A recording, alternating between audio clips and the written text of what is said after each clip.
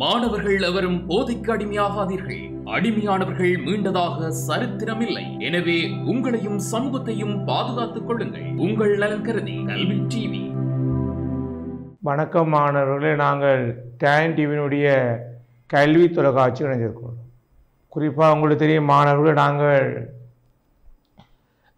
தொடர்ச்சியாக இந்த ஏஎல் மாணவர்களுடைய வரலாறு பாடம் என்பது ஒரு கடந்த கால நிறைய வகுப்புகளில் பார்த்து வருகின்றோம். அதுவும் குறிப்பாக நாங்கள் நிறைய மாணவருடைய வேண்டுகோள் கொண்டாங்க ஐரோப்பிய வரலாறே கடந்த கால வகுப்புகள் பார்க்க வேண்டும். அதனுடைய ஒரு தொடர்ச்சியான ஒரு வகுப்பு தான் இந்த வரலாறு.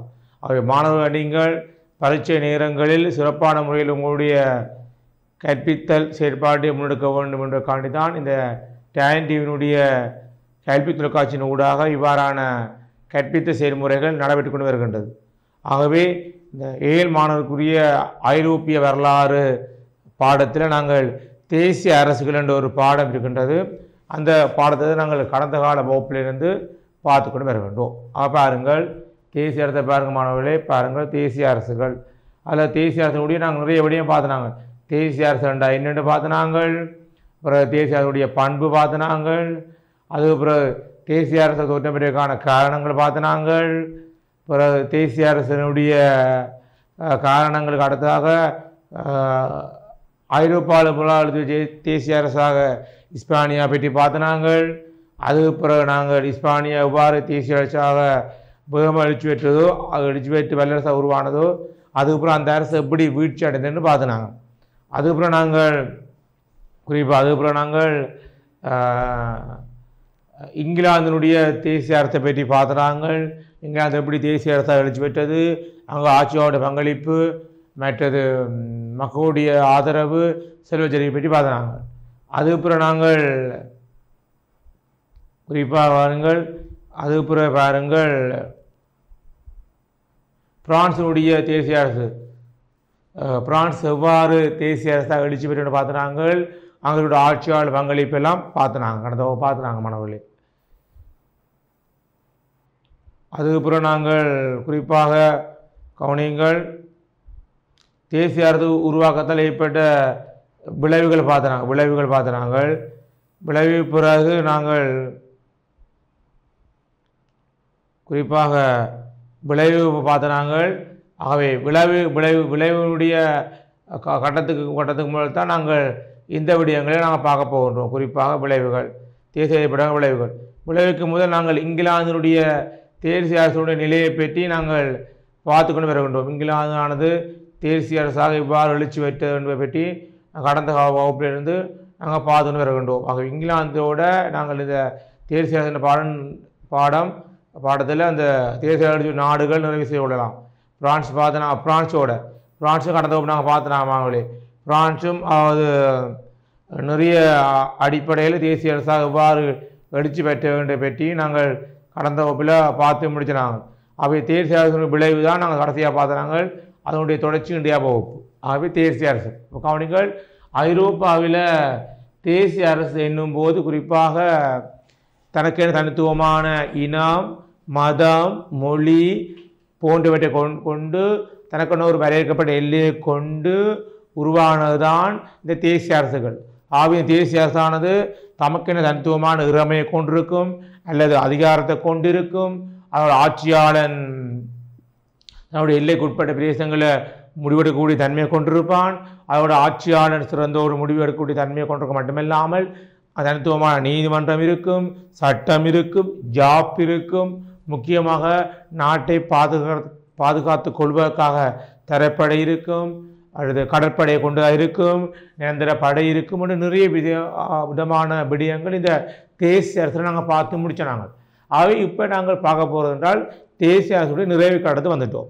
இந்த தேசிய அரசினுடைய தோற்றம், உருவாக்கம், பண்பு, காரணங்கள், 19ஆம் நூற்றாண்டில் தேசிய அரசு ஒரு நாடு என்று பார்த்தனாங்க. இந்த தேசிய அரசால் ஏற்பட்ட விளைவு தான் பார்க்க போகிறோம். விளைவுண்டால் நன்மையும் பெறப்போகுது, தீமையும் பெறப்போகுது. அதாவது சாதகமான விடயங்கள் பெறப்போகுது, பாதகமான விடயம் பிறப்பு. பாருங்கள், தேசிய அரசுடைய விளைவை பாருங்கள். ஐரோப்பாவிலே கிபி 15ஆம் நூற்றாண்டு பின் தோன்றிய புதிய வகையான ஆட்சி தேசிய அரசு எனப்பட்டது. ஐரோப்பாவிலே கிபி 15 நூற்றாண்டு பின் தோற்றம் பெற்ற ஒரு புதிய வகையான ஆட்சி முறையான் தேசிய அரசு. அதனால் தேசிய அரசினுடைய தோற்றத்தால் அரசியல், பொருளாதார, சமய, சமூக, கலாச்சார அடிப்படையில் பல்வேறு விளைவுகள் தோன்றியாக தெரிய வருகிறது. தேசிய அரசு தோற்றத்தால் அரசியல் ரீதியாக மாற்றம் பெற்றது. அரசியல், பொருளாதாரம், சமயம், சமூகம், கலை, கலாச்சாரம் என்ற அடிப்படையில் பல்வேறு மாற்றங்கள் ஐரோப்பாவில் ஏற்பட்டதாக சொல்லப்படுகின்றது. பாருங்கள், அந்த வகையிலே தேசிய அரசினுடைய தோற்றத்தால் வலிமை வாய்ந்த அரசுகள் எழுச்சி பெற்றதோடு ஐரோப்பிய நாடுகள் உலகம் முழுவதும் செல்வாக்கப்பட தொடங்கின. உங்களுக்கு தெரியும், தேசிய அரசு என்ற ஒரு விடயம் வந்தால் பிறகு ஐரோப்பிய நாடுகள் வல்லரசு நிலையை அடைந்த மட்டுமில்லாமல் மற்ற நாடுகளை விட, குறிப்பாக கிழக்கிழத்திய நாடுகளை விட இந்த மேலத்திய நாடுகள் பலம் வாய்ந்த உருவாக்கும் தனித்துவமான சட்டங்கள், தனித்துவமான நீதிமுறைகள், ஜாப்புக்கள், ஏன் தரைப்படைகள், கடற்படை என்று பலம் வாய்ந்த ஒரு நிர்வாக கட்டமைப்போடும் பலம் வாய்ந்த ஒரு நிர்வாக முறைகளோடையும் அரசியல் பொருளாதார அடிப்படையில் வளர்ச்சியடைந்த நாடு ஐரோப்பிய உருவாவுக்கு இந்த தேசிய அரசின் எழுச்சி முக்கிய காரணமாக பார்க்கப்படுகின்றது. அது முக்கியம். பாருங்கள், இப்போ அந்த வகையில் இங்கிலாந்து, பிரான்ஸ், பாருங்கள் அந்த வகையில் இங்கிலாந்து, பிரான்ஸ், இஸ்பானியா போன்ற நாடுகள் தேசிய அரசாக 15ஆம் நூற்றாண்டு பின் ஐரோப்பாவில் எழுச்சி பெற்றதாக சொல்லப்படுகின்றது. பார்த்தனாங்க. அடுத்து பாருங்கள், தேசிய அரசின் தோற்றத்தால் இங்கிலாந்து, பிரான்ஸ், இஸ்பானியா முதல் நாடுகள் எழுச்சி பெற்றன. தேசிய அரசினுடைய தோற்றத்தால் இங்கிலாந்து, பிரான்ஸ் முதலிய நாடுகள் எழுச்சி பெற்றன. அவை தமது பலத்தை நிரூபிக்க பல்வேறு போர்களில் ஈடுபட்டன. அதாவது இங்கிலாந்து தன்னுடைய பலத்தை காட்டணும், பிரான்ஸ் தங்களுடைய பலத்தை காட்டணும், இஸ்பான் தங்களுடைய அதிகாரத்தை பலத்தை காட்டணும்காண்டி பிற தேசங்களோட அல்ல பிற நாடுகளோட போர் செய்து தங்களுடைய ஆட்சிய விசேஷ தன்மையையும் நிறைய குடியேற்ற நாடுகளை உருவாக்க தன்மையையும் அடுத்தவிட்ட சம்பவமாக இந்த தேசிய அரசுடைய தோற்றம் அமைகின்றது. அதனால் இதனால் நாடுகளுக்கிடையே பெரும் சண்டைகள் மூண்டன. அத்தோடு ஒவ்வொரு நாடும் படைப்பலம், ஆயுதப்பலம் சொன்ன போல ஆயுதப்பலம் என்றால் தரப்படைகள், கடற்படைகள், ஏனைய பிற ஆயுதங்களோட ஐரோப்பிய தேசங்கள் வளர்ச்சி வருவதற்கு இந்த தேசிய அரசு முக்கிய காரணமாக அமைந்திருக்கின்றது என்பவற்றை பெருக்கிக் கொண்டதோடு புதிய ஆயுதங்களை கண்டுபிடிக்கும் போட்டிகளிலும் ஈடுபட்டன. இருக்கிற ஆயுதங்களை சிறப்பாக வச்சிருந்த மட்டுமில்லாமல் புதிய ஆயுதங்களை உற்பத்தி செய்வதிலும் போர்க்கருவிகள், கைத்தொழிற்சாலைகள் போன்ற பல விடயங்களோடு ஐரோப்பிய தேசம் வளர்ச்சி வருவதற்கு தேசிய வளர்ச்சி முக்கிய காரணமாக அமைந்தது. பாருங்கள், அத்துடன் அந்த நாடுகளில் வலிமையான அரசியல் நிலை தோன்ற வாய்ப்பு ஏற்பட்டது. வலிமையான அரசியல் நிலை தோன்ற வாய்ப்பு ஏற்பட்டதும் இந்த தேசிய அரசுடைய தோற்றத்தால் சொல்லப்படுகின்றது. அடுத்த பாருங்கள் மாணவர்களே, தேசிய அரசுகளின் உருவாக்கத்தால் அரசியல் நிலை உறுதிப்படுத்தப்பட்டது. அவை தேசிய அரசு ஏற்படுவதற்கு முதல் சீரான ஒரு அரசியல் நிர்வாக கட்டமைப்பு இருக்கவில்லை. ஏன்னு சொன்னால் உங்களுக்கு தெரியும், மத்திய காலத்தில் பிறகு கூடிய அதிகாரம் தான் மேலோங்கி இருந்தது. அங்கே சிறு நிலப்பரப்பெல்லாம் பிறகு கட்டுப்பாடெல்லாம் இருக்கும். பிறகுகளுடைய அடிமையாகத்தான் மக்கள் இருப்பார்கள். அங்கே நாடுகள் அல்லது தேசங்கள், மன்னன் என்ற ஒரு ஆட்சி முறை இருக்காது. ஆனால் தேசிய தோட்டமிட்ட அப்புறம் மன்னன் வந்தான், அமைச்சர்மார்கள், மந்திரிமார்கள், படத்தளபதிகள் என்ற ஒரு நாட்டுக்கு தேவையான அரசியல் கட்டமைப்பு உருவாகுவதற்கும் இந்த தேசிய அரசுடைய தோற்றம் மிக உந்துதலாக அமைந்த ஒரு காணக்கூடிய ஒரு விஷயம். பாருங்கள், இதன் காரணமாக அரசியல் தனித்துவமானது என்ற கோட்பாடு வளர்ச்சி அடைந்தது. அரசியல் வேறு, சமயம் வேறு என்ற நிலை தோன்றியவங்கள ஆரம்பத்தில் அப்படி மத்திய காலத்திலெல்லாம் அரசியலும் சமயமும் ஒரே நிலையிலான் இருந்தது. ஆனால் மர்மம் செய்யப்பட்ட பிறகுதான் அரசியல் விடயங்களில் பாதிரிமார்கள் அல்ல போப்பாண்டவர் தலையிட முடியாது என்றும், சமய விடயங்களில் ஆட்சியாளர்கள் தலையிட முடியாது என்ற கொள்கை வந்த பிறகு அரசியல் வேறு, சமயம் வேறு என்ற கொள்கை வலுப்பெற்ற தன்மையை நாங்கள் பார்த்து கொள்ளலாம். குறிப்பாக அடுத்த வாருங்கள், சமய தலையீடுகள் குறைவடைந்து அரசியல் வலிமை பெற்றது. சமய தலையீடுகள் குறைவடைந்து அரசியல் வலிமை பெற்றதோடு கத்தோலிக்க மதம் அங்கே ஐரோப்பாவில் மேலோங்கி தன்மையை நாங்கள் காணக்கூடிய இருக்கின்றது. போப்பாண்டவர் மற்றும் மதகுருமாரின் அரசியல் தலையீடு இல்லாதொழிக்கப்பட்டது. போப்பாண்டவர் மற்றும் மதகுருமாருடைய அரசியல் இல்லாதொழிக்கப்பட்டதோடு ஆட்சியாளர்கள் சமயம் சார்ந்த விடயங்களை தலையிட மாட்டார்கள். ஆட்சியாளர்களே அந்தந்த நாட்டு மக்களை தெரிவு செய்கிற முறை அங்கே தோற்றமிட்ட தன்மை நாங்கள் காணக்கூடியதாக இருக்கின்றது. பாருங்கள், இதனால் போப்பாண்டவர் மற்றும் மதகுருமாரின் அரசியல் தலையீடு இல்லாதொழிக்கப்பட்டது.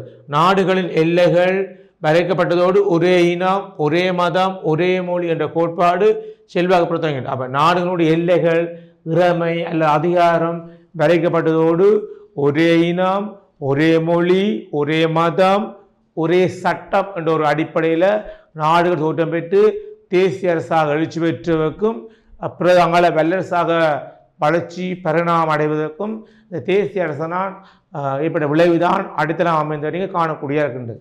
அடுத்து பாருங்கள், தேசிய அரசுகளின் தோற்றத்தால் நாடுகாண் பயணங்கள் ஊக்கம் பெற்றன. உங்களுக்கு தெரியும், தேசிய அரசுகளின் தோற்றமானது ஐரோப்பாவில் நாடுகாண் பயணங்களை தோற்றுவிட்ட தன்மையாக காண. நாடுகாண் பயணங்கள் என்றால் புதிய நாடுகளை கண்டுபிடிப்பதான் நாடுகாண் பயணங்கள். உங்களுக்கு தெரியும், ஐரோப்பிய கண்டம் தான் உலகத்திலே முதலாவது தோற்றம் பெற்ற கண்டமாகவும் பிற ஐரோப்பியர்களால் நாடுகாண் பயணங்கள் மூலம்தான் ஆசிய கண்டம் கண்டுபிடிக்கப்பட்டது.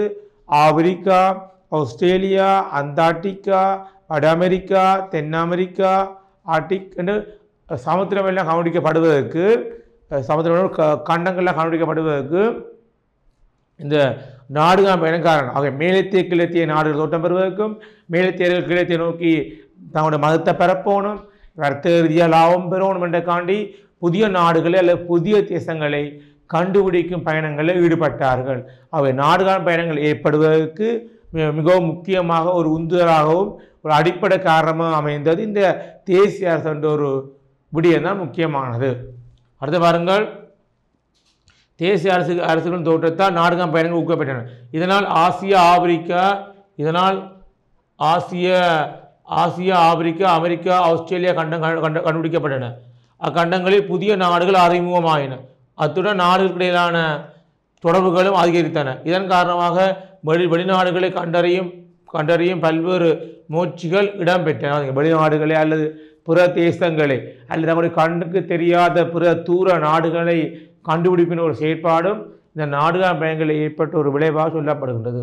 பாருங்கள், அந்த வகையிலே பிரான்ஸ், இங்கிலாந்து, ஒல்லாந்து, போர்த்துக்கல் உள்ளிட்ட நாடுகள் போட்டியின் அடிப்படையில் நாடுகாண் பயணங்கள் ஈடுபட்டன. அவை பிரான்ஸ் ஈடுபட்டுகின்றது, இங்கிலாந்து ஈடுபட்டுகின்றது, ஒல்லாந்து, இஸ்பானியா என்று ஐரோப்பாவில் மிகப்பெரிய வல்லரசாக தோற்றம் பெறுகிற நாடுகள் அந்த காலத்திலே தேசிய அரசாக எழுச்சி பெற்று நாடுகாண் பயணங்களை ஏற்படுத்தி பிற தேசங்களை அல்லது பிற கண்டங்களை தங்களுடைய குடியேற்ற நாடுகளாக வைத்தின தன்மையை நாங்கள் காணக்கூடியதாக இருக்கின்றது.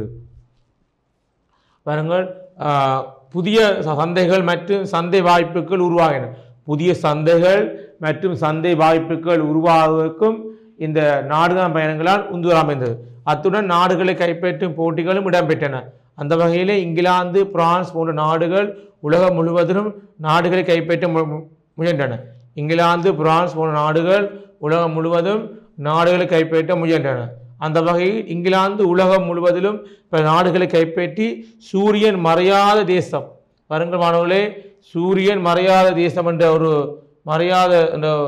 சூரியன் மறையாத என்ற ஒரு விடயத்தை இந்த ஐரோப்பாவில் பெற்ற ஒரு வல்லரசு நாடு தான் பிரித்தானியா. என்றால் பிரித்தானியா கைப்பற்றி குடியேற்ற நாடாக இருக்கின்ற நாடுகளில் அது ஆசிய கண்டம் இருக்கலாம், ஆப்பிரிக்கா கண்டம் இருக்கலாம், அல்லது அமெரிக்கா கண்டம் இருக்கலாம். சூரியன் அஸ்தமிக்காத நாடு என்றால் பிரித்தானியா கைப்பற்றின எல்லா நாடுகளிலையும் ஏதோ ஒரு நேரத்தில் பகல் ஒன்று பெறும். அந்த பகல் நேரத்தில் கட்டாயம் சூரியன் தெரியும் தானே. அதனால் நாங்கள் சூரியன் அஸ்தமிக்காத நாடு என்று அந்த காலத்தில் பிரித்தானியாவை வர்ணிப்போம். அப்படி வர்ணிக்கும் அளவுக்கு பிரித்தானியாவானது குடியேற்ற நாடுகளை அந்த காலத்தில் குறிப்பாக 19ஆம் நூற்றாண்டில் நிறைய நாடுகளை பிடிச்சி வச்சுக்கொண்டு அங்கே இருக்கின்ற வளங்களை சூறையாடின மட்டுமில்லாமல் தங்களுடைய கிறிஸ்தவ மதத்தை பரப்பி தங்களுடைய அரசியல் பொருளாதார விடயங்களை பிரதேசங்களை பரப்பினாங்க. அப்படி பரப்பின அடிப்படையிலான் தற்காலத்து கூட பிரித்தானியா ஏற்பட்ட ஆட்சி முறைகள், சட்டமுறைகள் பல நாடுகளில் வரலாறாகவும் பதியப்பட்ட சம்பவம் நாங்கள் பார்த்துக்கொள்ளலாம். பாருங்கள், அடுத்த வாருங்கள், தேசிய அரசுகளின் தோற்றத்தால் கண்டுபிடிப்புகள் ஊக்கப்படுத்தப்பட்டன. அத்தோடு கைத்தொழில், வர்த்தகம் போன்ற துறைகள் வளர்ச்சி அடைந்தது.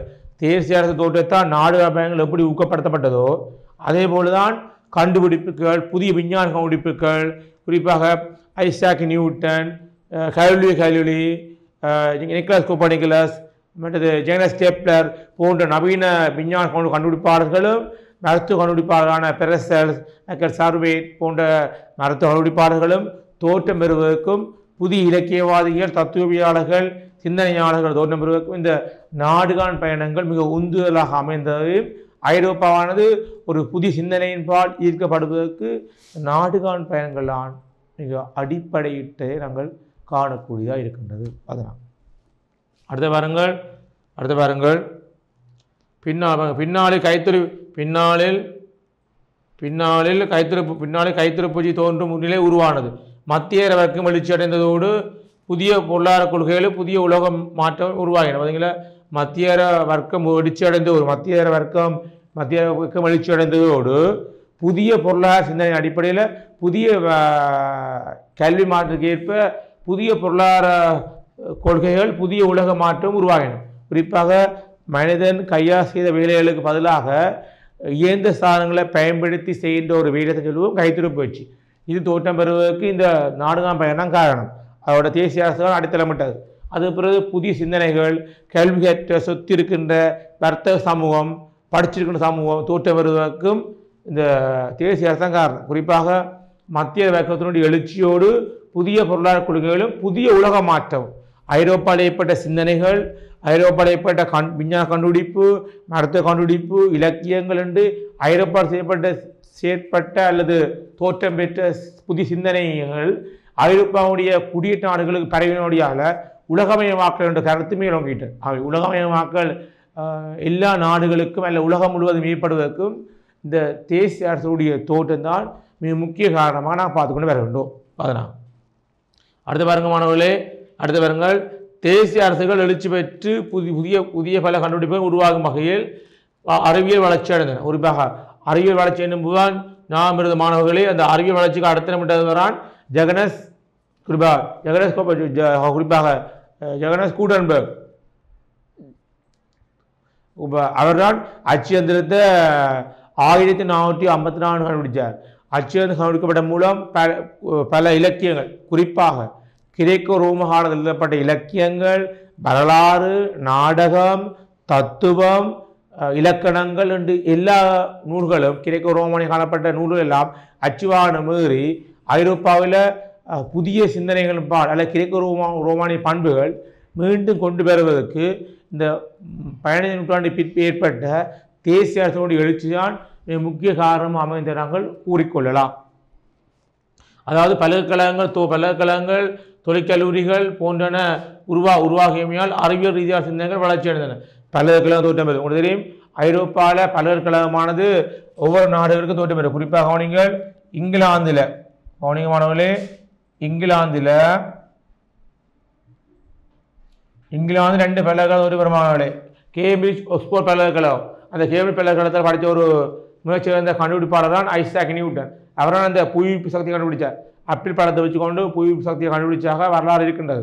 ஆகவே அதோடு அந்த வானவில் 7 கிரகங்கள் இருக்கண்டும் இவரை கண்டுபிடிச்சவர். ஆகவே ஐசாக் நியூட்டன் போன்ற பல விஞ்ஞானிகள் எல்லாம் படித்த பல்கலைக்கழகம் தான் கேம்பிரிட்ஜ் பல்கலைக்கழகம். கேம்பிரிட்ஜ் பல்கலைக்கழகத்துக்கு இணையான ஒரு பல்கலைக்கழகம் தான் ஆக்ஸ்போர்ட் பல்கலைக்கழகம். ஆகவே கேம்பிரிட்ஜ் ஆக்ஸ்போர்ட் பல்கலைக்கழகங்கள் ஐரோப்பாவில் சிறந்த முறையில் தோற்றம் பெற்று வளர்ச்சி அடைவதற்கு இந்த தேசிய அரசு காரணம். ஐரோப்பா பல்கலைக்கழகங்களை தோற்றம் பெறுவதற்கு மிக முக்கிய காரணம் இது அமைந்தது. குறிப்பாக இங்கிலாந்து கேம்பிரிட்ஜ் ஆக்ஸ்போர்ட் பல்கலைக்கழகம், பிரான்சில் பாரிஸ் பல்கலைக்கழகம் தோற்றப்பட்டது. பிரான்சுடைய தலைநகரமான பாரிஸ் தோற்றப்படியத்தான் பாரிஸ் பல்கலைக்கழகம். England France. அடுத்த கவனிங்கள் இத்தாலி. முதலில் இத்தாலியில்தான் மறுமலர்ச்சி ஏற்பட்டு படிச்சிருப்பீங்கள். 1453ஆம் ஆண்டு இத்தாலியில் மறுமலர்ச்சி ஏற்பட்டதாகவும் குறிப்பாக கொன்ஸ்டாந்தினோ நகரத்தினை ஒட்டோமன் துருக்கியர்கள் கைப்பற்றியதான் மறுமலர்ச்சி ஏற்பட்ட படித்து முடிச்சினாங்க. ஓயிலையும் படிச்சிருப்பீங்கள், ஏயிலையும் படித்து முடிச்சிருப்பீங்கள். ஆகவே அந்த மறுமலர்ச்சி ஏற்பட்ட நகரம் தான் கொன்ஸ்டாந்தினோபிள். ஐரோப்பாவில் புதிய நகரங்கள் தோற்றம் பெறுவதற்கு குறிப்பாக இத்தாலியில் புளோரன்ஸ் நகரம், வெனிஸ், ஜெனோவா, பீசா இப்படிப்பட்ட பல்கலைக்கழகங்கள் இத்தாலியில் தோற்றப்பட்ட மரமச்சியால் தோற்றப்பட்ட நகரங்கள். அதில் அந்த புளோர் நகரத்திலான லோரன்ஸே மெடிசி என்ற ஒரு பணக்கார குடும்பம் ஆனதாகவும் அவர்கள் கல்விக்கு ஆதரவு வழங்கினார்கள். கலைகள் விஞ்ஞானம் மருத்துவம் என்று எல்லாத்துக்கும் ஆதரவு வழங்கியவர்தான் ஐரோப்பாவில் மரமச்சி ஏற்பட்டது. அந்த இத்தாலி நகரத்தில் 2 பல்கலைக்கழகம் தோற்றப்பட்ட மாணவர்கள். ஒன்று பாருங்கள் பொலஞ்சா பல்கலைக்கழகம், மற்றது பாதுவா பல்கலைக்கழகம். பொலஞ்சா பாதுவா பல்கலைக்கழகம் பாருங்கள். இங்கிலாந்தில் கேம்பிரிட்ஜ் ஆக்ஸ்போர்ட் பல்கலைக்கழகம், பிரான்ஸில் பாரிஸ் பல்கலைக்கழகம், இத்தாலியில் பொலஞ்சா பல்கலைக்கழகம். அவை இந்த பல்கலைக்கழகங்கள் தோற்றம் பெறுவதற்கும் இந்த தேசிய அரசாங்கம் முக்கிய காரணமாக அமைந்தது. அதுபோல் தொழிற்கல்லூரிகள், தொழில் அடிப்பை கொண்ட டெக்னாலஜி காலேஜ் எல்லாம் இப்போ இருக்கிறோம். நீங்கள் பார்க்குற டெக்னாலஜி காலேஜ் எல்லாம் அந்த காலத்திலே ஐரோப்பாவில் தோற்றம் பெறுவதற்கு இந்த தேசிய அரசுடைய தோட்டம் தான் மிக முக்கிய காரணம் அமைத்திருக்கின்றது. அடுத்தவர்கள் தேசிய அரசுகள் அறிவியல் துறையை வளர்த்ததால் உலகம் முழுவதும் அறிவியல் சிந்தனைகள் வளர்ச்சி அடைந்தன. நம்ம சொன்ன போல ஐரோப்பாவில் ஏற்பட்ட அறிவியல் சிந்தனைகள் உலகம் முழுவதும் வளர்ச்சி அடைவதற்கு தேசிய அரசு காரணம். தேசிய அரசு ஏற்பட்ட நாடக பயணம் முக்கிய காரணம். தேசிய தோட்டம் பெறுது நாடக பயணம் மூலம் ஐரோப்பா ஏற்பட்ட சிந்தனைகள் அறிவியல் விடயங்கள்லாம் உலகம் முழுவதும் பரவப்படுகின்றது. அடுத்த பாருங்கள், தேசிய அரசுகள் எழுச்சி பெற்றதை தொடர்ந்து வலிமையான ஆட்சியாளர்கள் தோன்றியதால் பிறவுக்கள் மற்றும் சிற்றரசனுடைய அதிகாரம் குறைவடைந்தது. பார்த்தீங்கன்னா தேசிய அரசு எழுச்சி பெற்றதால நாடுகள், அமைச்சர்கள், மந்திரிமார் அந்த முறையை வந்ததால் சிற்றரசர்கள் பிறவுக்களுடைய செல்வாக்கு எல்லாம் இணையப்படுது, இழக்கப்படுகின்றது. அத்துடன் மானிய முறை பண்பு வீழ்ச்சி அடைந்தது. மானியம் நிலத்தை அடிப்படையாக கொண்டு தொழில் செய்கிற மானிய முறை பண்பு வீழ்ச்சி அடைந்தது. புதிய அரசியல் நிலை உருவானது. அத்தோடு அரசியல் கொள்கைகள் வளர்ச்சி அடைந்தன. புதிய அரசியல் உருவானதோடு அரசியல் கொள்கை வளர்ச்சி அடைந்தன. உலகம் முழுவதிலும் ஐரோப்பிய அரச முறை செல்வாக்கு பெற ஆயிற்று. பார்லமெண்ட் அரசியல், ஜனநாயக கோட்பாடு பரவல் அடைந்தமை, மக்கள் மத்தியில் தேசிய உணர்வு, தேசிய ஒற்றுமை வளர்ச்சி அடைந்தமைக்கும் தேசிய தோற்றமே முக்கிய காரணம். குறிப்பாக பாராளுமன்ற ஆட்சி முறை தோற்றம் பெறுவதற்கும், ஜனநாயக கோட்பாடு வளர்ச்சி அடைந்து பரவலடைவதற்கும், மற்றது மக்கள் மத்தியில் தேசிய உணர்வு நாட்டு பற்றி ஏற்படுவதற்கும், தேசிய ஒற்றுமை ஏற்படுவதற்கும் தேசிய அரசினுடைய தோற்றம் மிக முக்கியமாக அமைந்தன காணலாம். அரசர்களை போன்றே நம்ம சொன்ன போல அமைச்சர்மார்கள், தளபதிமார்கள், ராயதந்திரிகள், படத்தளபதிகள் என்ற ஒரு முறையான ஒரு அரசியல் கட்டமைப்பு தோற்றம் பெறுவதற்கு தேசியருடைய தோற்றம் தான் முக்கிய காரணம் அமைந்திருக்கின்றது. அடுத்த பாருங்கள், கைத்தொழில் வளர்ச்சி அடைந்திருக்கின்றது. வர்த்தகம் வளர்ச்சி, விவசாயம். ஒரு நாட்டில் பொருளாதார ரீதியாக 3 துறை வளர்ச்சி அடையும். ஒன்று விவசாயம் வளர்ச்சி அடையும், விவசாயத்தினுடைய நாடு வளர்ச்சி அடையும், கைத்தொழில் ரீதியாக வளர்ச்சி அடையும், மற்றும் உள்நாட்டு வெளிநாட்டு வர்த்தக அடிப்படையில் வளர்ச்சி அடையும். முதலான துறைகள் வளர்ச்சி அடைந்ததோடு அத்துறைகளுக்கு மன்னர்களின் ஒத்துழைப்பும் அதிகம் கிடைத்தன. ஓகே, பார்த்து நாங்கள் ஒவ்வொரு ஆட்சியாளர்களும் தேசிய அரசை உருவாக்கின பிறகு தங்கள் நாட்டை பொருளாதார ரீதியாக ஒரு சிறந்த கொள்கைகளை வளப்படுத்துவதற்காண்டி விவசாயத்தை ஊக்குவித்திருக்கிறார்கள். விவசாயம் என்னும் போது அதுக்கடுத்த வர்த்தகத்தை ஊக்குவித்திருக்கிறார்கள். அடுத்தது கைத்தொழில் ஊக்குவித்திருக்கிறார்கள். விவசாயம், கைத்தொழில், வர்த்தகம் என்ற அடிப்படையில் நாடுகள் வளர்ச்சி அடைந்தவைக்கும் இந்த தேசிய அரசுடைய தோற்றம்தான் மிக முக்கிய காரணமாக அமைந்த நாங்கள் சுட்டிக்கொள்ளலாமானவர்களை. அடுத்த பாருங்கள், இதனால் மக்கள் மத்தியிலே தொழில் வாய்ப்புகள் பெருகியதோடு உற்பத்திகளும் அதிகரித்தன. இதனால் மக்கள் மத்தியிலே தொழில் வாய்ப்புகள் பெருகியதோடு உற்பத்திகள், நவீன சந்தைகள், வர்த்தக நிலையங்கள், வர்த்தக நகரங்கள் போன்றன தோற்றம் பெறுவதற்கும் நாடுகள் பொருளாதார ரீதியாக ஒரு ஸ்திரமான நிலை அடைவதற்கும் தேசிய அரசு தோற்றம் தான் முக்கிய காரணம். மக்கள் மத்தியில் ஏற்பட்ட தேசிய உணர்வு காரணமாக அரசர்கள் திறமை கொண்டவர்களாகவும் சிறந்த பண்புடையவர்களாகவும் நாட்டு மீது முழு அதிகாரம் கொண்டவர்களாகவும் மாநிலை உருவானது. அரசர்கள் திறமை கொண்டவர்களாகவும் சிறந்த பண்புடையவர்களாகவும் தங்களுடைய ஆட்சிகளுக்கு உட்பட்ட பிரதேசங்களில் சிறந்த முறையில் முடிவெடுக்கக்கூடிய தன்மை கொண்டவர்களாகவும் இந்த ஆட்சியாளர்கள் விளங்கியிருக்கின்றார்கள். அடுத்த வாரங்கள் தேசிய அரசு உருவாக்கத்தால் நாடு முழுவதும் ஒரே வகையான சட்டம். உங்களுக்கு தெரியும், நாட்டுக்கு நாடு சட்டங்கள், நீதிமன்ற முறைகள், தீர்ப்பு முறைகள் வேறுபடலாம் முடிய ஒவ்வொரு நாட்டுக்கும் சட்டம் ஒன்று இருக்கின்றது, நீதிமன்றம் ஒன்று இருக்கின்றது, ஜாப் இருக்கின்றது, பாராளுமன்றம் இருக்கின்றது, தனித்துவமான எல்லை நிலப்பரப்பு இருக்கின்றது, தனித்துவமான எல்லை இருக்கின்றது, தனித்துவமான இனம் இருக்கிறது, தேசிய இனம், தேசிய மொழி, தேசிய மதம் என்ற ஒரு கொள்கை அடிப்படையிலான ஒரு விடிய தோட்டம் பெறுவதற்கும் தேசிய அரசு தோட்டம் தான் முக்கிய காரணமாக அமைந்தன. பக்கச்சார்பின்றி சமமான சமத்துவமான நீதிமுறை உருவாக்கப்பட்ட அதேவேளை நாணய புழக்கம் அதிகரித்து வணிக நடவடிக்கைகளும் வணிகவாத சிந்தனைகளும் வளர்ச்சி அடைந்தன. பார்த்தீங்களா, இப்போ பக்கச்சார்பற்ற நீதிமுறை உருவாக்கப்பட்டதோடு நாணய புழக்கம், நாணய பாவனை, வணிக நடவடிக்கைகள், வணிகவாத சிந்தனைகள் என்ற அடிப்படையில் பொருளாதார ரீதியான உள்நாட்டு வர்த்தகம் மட்டுமில்லாமல் வெளிநாட்டு வர்த்தகம் வளர்ச்சி அடைந்து நாடுகள் வர்த்தக ரீதியாக வல்லரசு என்ற நிலை அடைவதற்கும் இந்த தேசிய அரசுடைய தோற்றம் ஒரு மிக முக்கியமாக அமைந்தது. அவை தேசிய அரசு என்னும்போது குறிப்பார்கள் நாணய புழக்கம். தேசிய தோற்றம் பெறும்போது ஐரோப்பாவில் மத்திய காலம் தான் இருந்தது. மத்திய காலத்தில் பண்டமாட்டு பொருளாதார முறை காணப்பட்டது. அது பண்டமாட்டு பொருளாதார முறையிலிருந்து விடுபட்டு மரபு செய்யப்பட்ட பிறகு நாணயத்தாள்கள், நாணய குற்றிகள், வங்கிகள், காசோலைகள், இப்படிப்பட்ட விடயங்கள் தோற்றம் பெறுவதற்கு இப்போ ஏடிஎம் முறைகள், அடுத்தது செக் முறைகள், இப்படிப்பட்ட முறைகள் மாற்றம் பெறுவதற்கும் இந்த தேசிய அரசுடைய தோற்றம் தான் அடித்தளம் விட்டனா காணலாம். அவை நாணய புழக்கமுடைய பழக்கம் ஏற்படவும் நாணய பாவனை ஏற்படவும் இந்த தேசிய அரசுடைய பங்கு மிக முக்கியமாக அமைந்த நாங்கள் குறிப்பிட்டுக் கொள்ளக்கூடிய இருக்கின்றோம். ஆகவே தேசிய அரசானது தனித்துவமான ஒரு விடயத்தை கொண்ட ஒரு பண்பாக நாங்கள் இந்த நாடுகான பயணங்களில் காணலாம். அவை தேசிய அரசு என்னும்போது நாங்கள் நிறைய விடயம் பார்த்து நாங்கள் விளைவில் கவனிங்க மாணவர்களே தேசிய அரசு என்னும்போது கவனிங்கள். தேசிய அரசினுடைய விளைவுகள் பாருங்கள். கவனிங்க மாணவர்களே, விளைவுகள் பாருங்கள். விளைவு என்னும் பாருங்கள். குறிப்பாக உங்களுக்கு தெரியும், இங்கிலாந்து, பிரான்ஸ், இஸ்பானியா போன்ற நாடுகளும் போர்த்துகல் நாடுகளும் தேசிய அரசு ஈடுபட்டது. குறிப்பாக நாடுகளிடையே படைப்பலம், ஆயுத பலம் ஏற்படவும் புதிய கண்டங்களை கண்டுபிடிக்கப்பட்டன, அரசு உறுதிப்படுத்தப்பட்டன. மத விடயங்களில் பாதிரிமான தலையீடு இல்லை, அரசியல் தலையீடு இருக்கும். அரசியல் விடயங்களில் பாதிரிமான தலையீடு இருக்காது.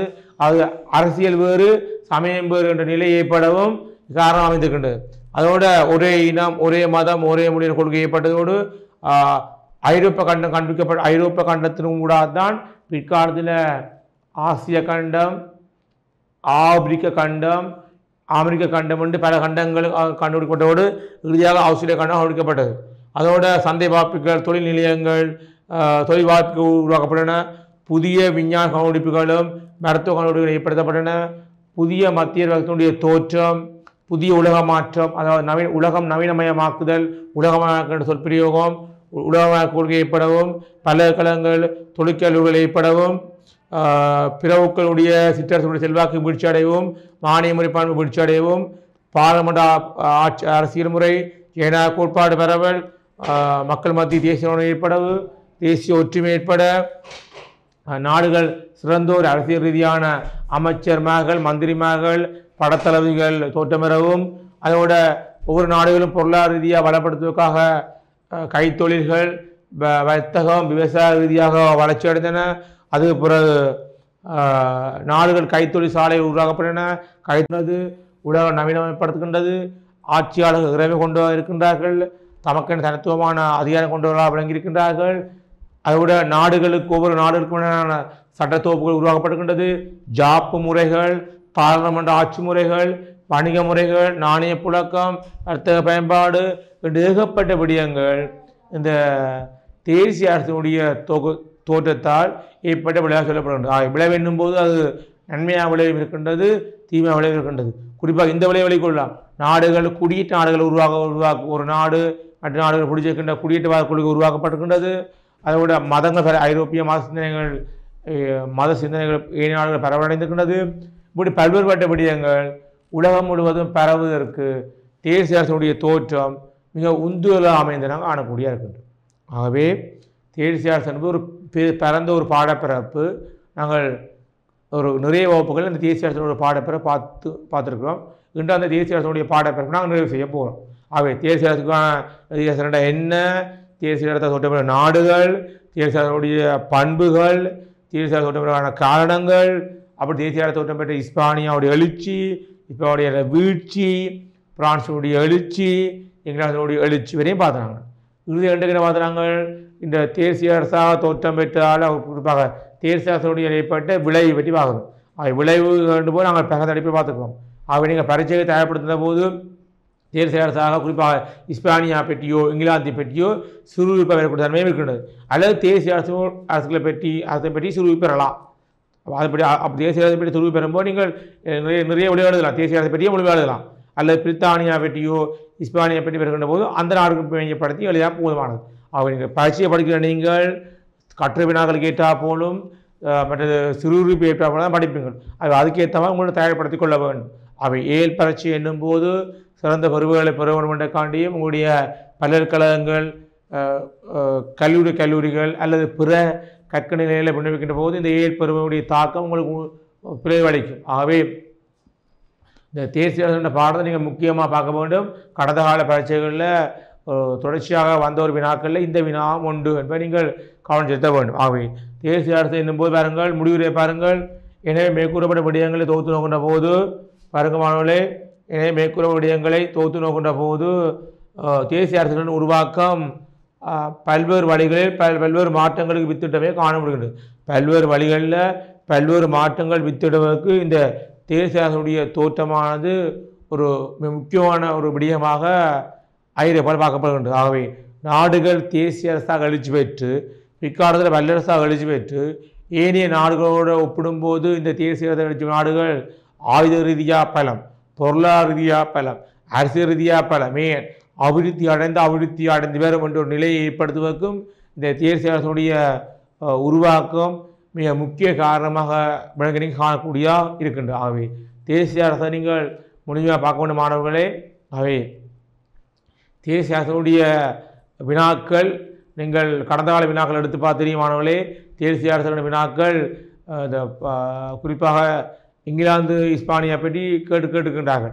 படம் குறித்தது கூட இங்கிலாந்து இஸ்பானியா அல்லது பிரான்ஸுக்கின்ற பாரிஸ், இத்தாலியில் பொலஞ்சா, பாதுவா அல்லது புளோர்ஸ் நகரம், கிரேக்கம், உரோம் போன்ற இடங்கள் குறிக்க வருகின்றது. அடுத்து இங்கிலாந்தில் லண்டன், அடுத்தது குறிப்பாக ஏனைய பிரதேசங்கள், குறிப்பாக கடல்கள், நதிகள் என்ற அடிப்படையில் நகரங்கள், துறைமுக அடிப்படையில் படம் கொடுத்து வரும். அதை நீங்கள் பார்க்க வேண்டும். அவை இன்று நாங்கள் தேசிய அரசு பாடத்தை நிறைவு செய்கிற மாணவர்களே, அடுத்த வகுப்பில் நாங்கள் இன்னும் ஒரு புதிய ஐரோப்பிய வரலாறு பாடம் பார்க்க போகிற மாணவர்களே. தொடர்ச்சியாக நீங்கள் டான்டியுடைய கலைத்துலகாட்சி இணைந்து கொடுப்பதன் கூட தான் இவ்வாறான ஒரு சிறந்த ஒரு பாடப்பிறப்பை ஒரு மொழி விளக்கத்தோடு அறியலாம் மாணவர்களே. பரீட்சைகளுக்கும் கூடிய புள்ளிகள் எடுக்கக்கூடியதான் இந்த ஒரு சேவை வழங்கப்படுகின்றது. தொடர்ச்சியாக நீங்கள் டான்டியூ இணைஞ்சுக்கோணும் மாணவர்களே. நன்றி, வணக்கம் மாணவர்களே. கல்வி டிவியில் புத்தம்புது நிகழ்ச்சிகளை உடனுக்குடன் பார்த்து மகிழ எமது ஃபேஸ்புக் மற்றும் யூடியூப் பக்கத்தை லைக் செய்யுங்கள்.